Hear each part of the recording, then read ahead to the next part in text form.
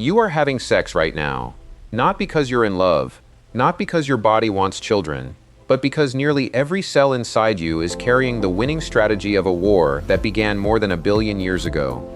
Here's the strange part. From an evolutionary perspective, sex is one of the worst ideas nature ever invented. It is slower, it is riskier, it demands enormous amounts of energy. You have to find a partner, compete for one, survive pregnancy in many species, and produce only half as many direct descendants as an organism that simply copies itself. So why didn't evolution erase sex? Why are almost all complex animals, including you, the descendants of creatures that chose the harder path? Today, we're going to uncover one of the greatest unsolved mysteries in biology. Because to understand why sex exists, you first have to understand why evolution almost certainly shouldn't have allowed it. Segment 1. The most expensive strategy ever invented. Imagine you own a factory. Every morning, you have two options. The first machine is perfect. You press one button, and it produces an exact copy of your best product. Fast, cheap, reliable. The second machine is ridiculous. Before it makes anything, it demands another factory somewhere else in the city. The two factories must exchange half their blueprints, throw them into one giant pile, randomly mix thousands of pages together, then hope the final instruction manual still works. Sometimes it does, sometimes it doesn't. Now ask yourself a simple question. Which factory survives longer? At first glance, the answer seems obvious. The first one, it wastes almost nothing. And that's exactly how asexual reproduction works. Many bacteria reproduce this way. So do amoebas, hydra, some worms, some plants, even a few reptiles. One individual simply makes another genetically identical individual. No dating, no courtship, no competition, no waiting. One becomes two, two become four, four become eight. Population growth explodes. Now compare that with sexual reproduction. Two individuals are required. Only half of each parent's genes reach the next generation. Finding a mate costs energy. Competing for mates costs energy. Protecting offspring costs energy. Evolution is supposed to reward efficiency. So by every simple calculation, sex should have disappeared long ago. Biologists even have a name for this paradox: the twofold cost of sex. Imagine two females living side by side. One reproduces asexually. Every offspring she produces can also reproduce. The other reproduces sexually. Half of her offspring are males, and in many species those males cannot directly produce offspring on their own. Within only a few generations, the asexual population should completely overwhelm the sexual one. On paper, sex loses. Every time. Yet when we look around the natural world, the opposite happened. Almost every complex animal, almost every bird, almost every mammal, almost every flowering plant, all chose the slower strategy, which means evolution saw something worth paying this enormous price for.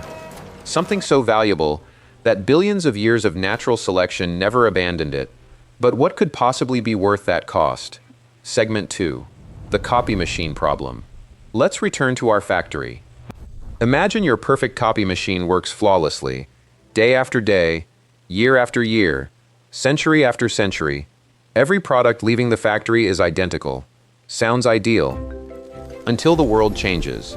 Suppose customers suddenly want a different design, or new safety regulations appear, or a tiny manufacturing defect hidden inside the original blueprint finally becomes a serious problem. Your perfect copy machine has only one answer. Keep making perfect copies. It cannot improvise. It cannot experiment. It cannot invent. It can only repeat.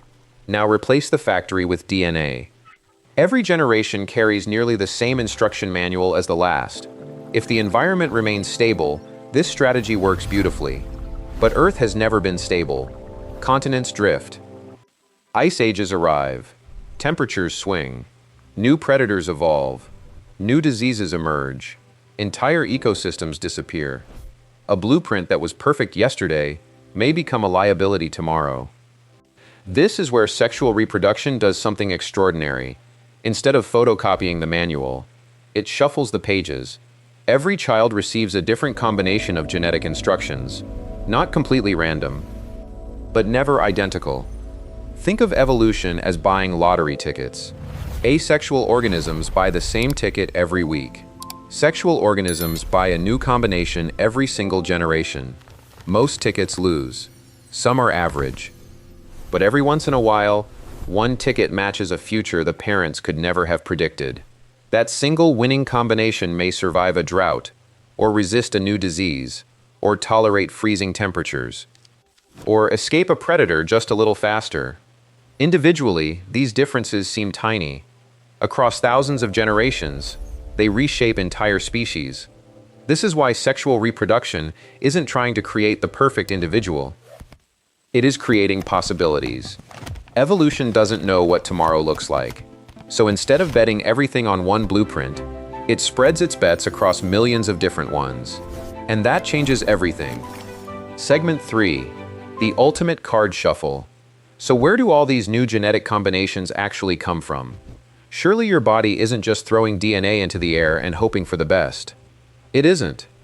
In fact, one of the most precise biological processes ever discovered is happening inside every sexually reproducing organism before a new life even begins. It is called meiosis. At first glance, meiosis looks similar to ordinary cell division. But its mission is completely different. Most of your body's cells divide simply to make identical replacements. A skin cell creates another skin cell. A liver cell creates another liver cell. The blueprint stays almost unchanged. Meiosis refuses to do that. Imagine two enormous libraries standing side by side. One belongs to your mother, the other belongs to your father. Each contains 23 shelves filled with instruction books. Now imagine every shelf from one library is paired with its matching shelf from the other. Before the books are passed to the next generation, something extraordinary happens. The librarians don't simply choose one complete set. Instead, they begin exchanging pages. A chapter from one book is swapped with another. Several paragraphs move across. Entire sections trade places. Then the books are closed again. What emerges isn't your mother's library. It isn't your father's either. It is a completely new collection that has never existed before.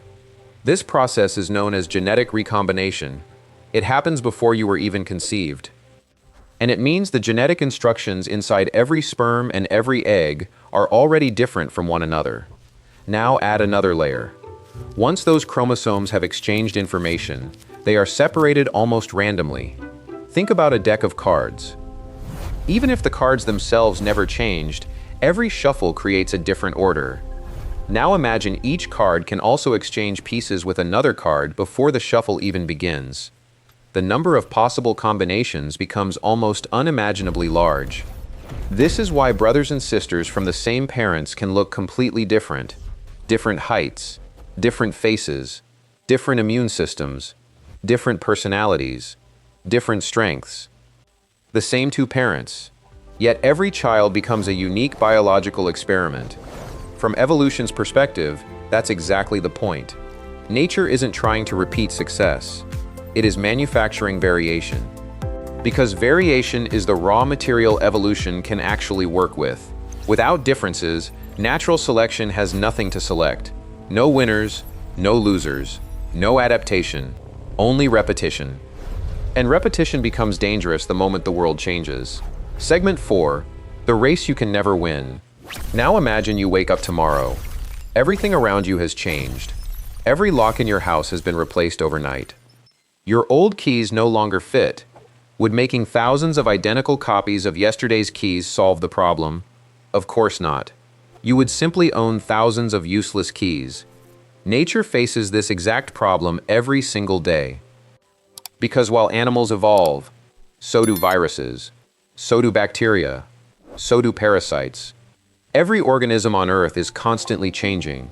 That means survival isn't like climbing a mountain where one day you finally reach the top.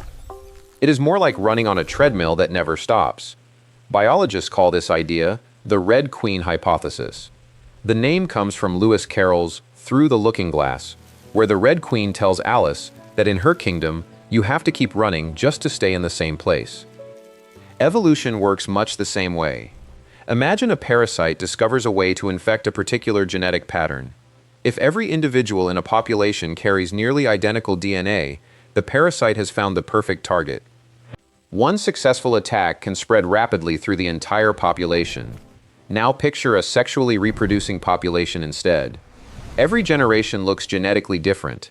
Some individuals become easier targets, others become harder to infect. A few may possess combinations that the parasite has never encountered before. Suddenly, the parasite is chasing a moving target. Every generation forces it to adapt all over again. Neither side ever truly wins. The hosts evolve. The parasites evolve. The hosts change again. The race never ends. This constant arms race may be one of the biggest reasons sex survived despite its enormous cost. Not because sex creates perfect organisms, but because it creates unpredictable ones. And unpredictability is surprisingly difficult to defeat. Think about cybersecurity. A company that uses the exact same password on every computer is only one hack away from disaster. But a network where every password is different becomes dramatically harder to break. Sex does something remarkably similar. It doesn't guarantee safety. It reduces uniformity. And sometimes, that single difference is enough for an entire family line to survive, while another disappears forever. For billions of years, evolution has been playing this game, not searching for perfection, searching for resilience. Segment 5. When clones run out of luck. Now let's imagine something almost impossible. An entire planet filled with genetically identical humans. Every face is the same.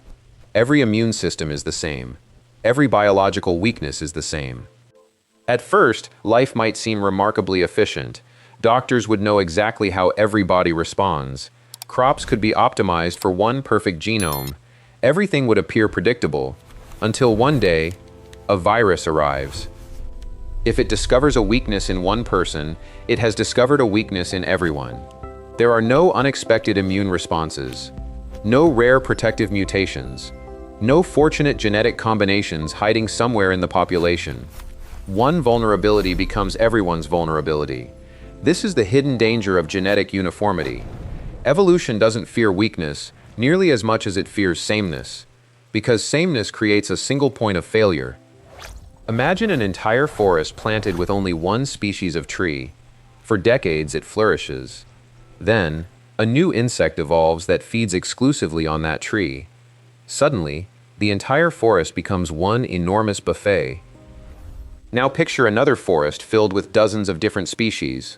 Some trees fall, others survive. The forest bends instead of breaking. Sexual reproduction creates forests, not plantations. Every generation introduces differences. Most differences are small. Many make no noticeable impact at all. Some are even harmful. But once in a while, a variation appears that becomes priceless under new conditions. Perhaps one child inherits a slightly stronger immune response.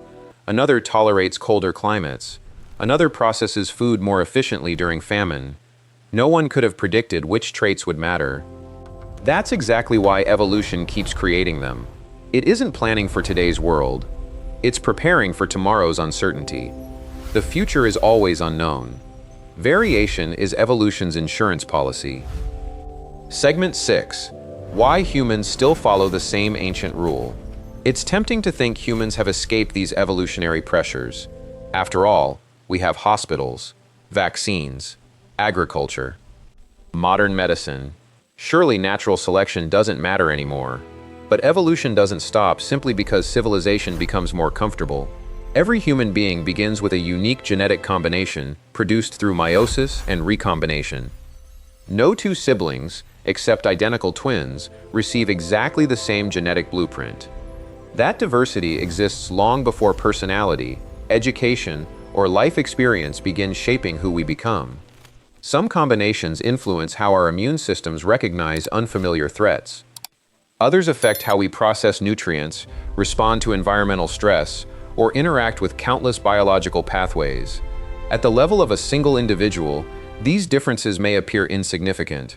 At the level of an entire population, they become enormously important. This is an important distinction. Evolution doesn't optimize individuals. It shapes populations across many generations. A trait that offers no obvious advantage today may become valuable decades or even centuries from now if the environment changes. That's why biology rarely asks, "What's best for you?" Instead, it asks, "What helps the population remain adaptable?" Those are very different questions. And they explain why evolution often preserves strategies that seem inefficient in the short term. Because long-term survival isn't built on perfect individuals. It's built on diverse populations capable of responding to unpredictable futures. Segment 7. The mystery science still hasn't solved. After more than a century of modern evolutionary biology, one question still refuses to disappear. Why did sex evolve in the first place? Scientists have proposed several powerful explanations. Genetic recombination increases diversity. Changing environments reward variation. Parasites force an endless evolutionary arms race. Sex helps reshuffle harmful mutations instead of allowing them to accumulate generation after generation. Each idea explains part of the puzzle, but none explains every species. None answers every observation. There is no single theory that perfectly accounts for why sexual reproduction became so widespread across complex life. And perhaps that's exactly what makes this question so fascinating. Nature rarely follows one simple rule. It solves problems using many overlapping strategies at once. Sex may not exist because of one advantage. It may exist because dozens of small advantages, acting together over hundreds of millions of years, became impossible for evolution to ignore. Which brings us back to the question we started with: why is sex a thing?